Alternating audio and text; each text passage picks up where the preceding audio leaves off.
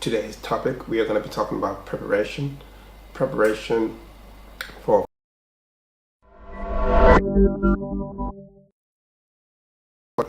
photo shoots.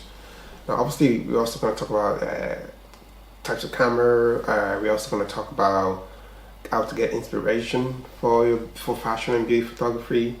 We're going to talk about using Pinterest to create ideas for your mood boards. Obviously, you can also use your own. You can use other platform for mood board as well. Also, we're going to talk about checklists that you need to bring for your photo shoot. We're going to talk about organizing and prioritizing your task.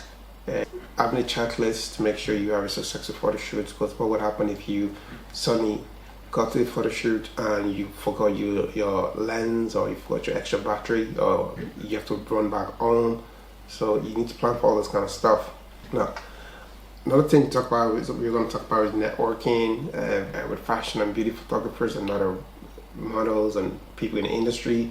I'm building a very successful network of people that can help you punch you in the right direction, push you in the right direction, and obviously opportunities to collaborate and to learn from others.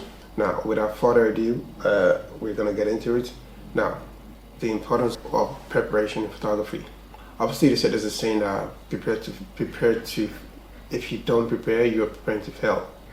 So, photography in itself is an art form. It's creative and technical. You need to be very creative and very technical as well.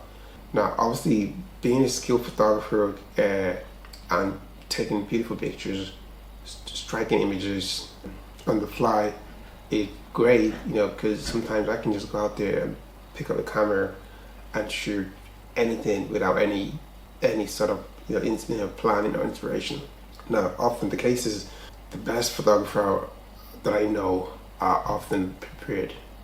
If you're shooting a big campaign, just picture this, for example, if you are a big renowned photographer and you've got a team of maybe 10 people working on this photo shoot for a client or a magazine, it's 9 out of 10 times it's well planned and well thorough. While you might not think you'll ever get to that phase, or you might think that, oh, it's just a small photo shoot, but some sort of planning is crucial to make sure that your shoot goes accordingly and goes smoothly.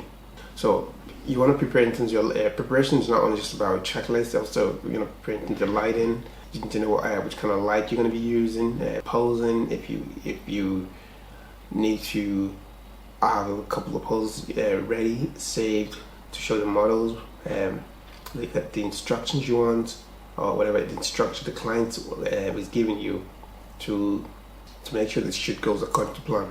Preparation goes beyond just making sure you have your gear and all your tools ready. And also preparation will also help you stay focused and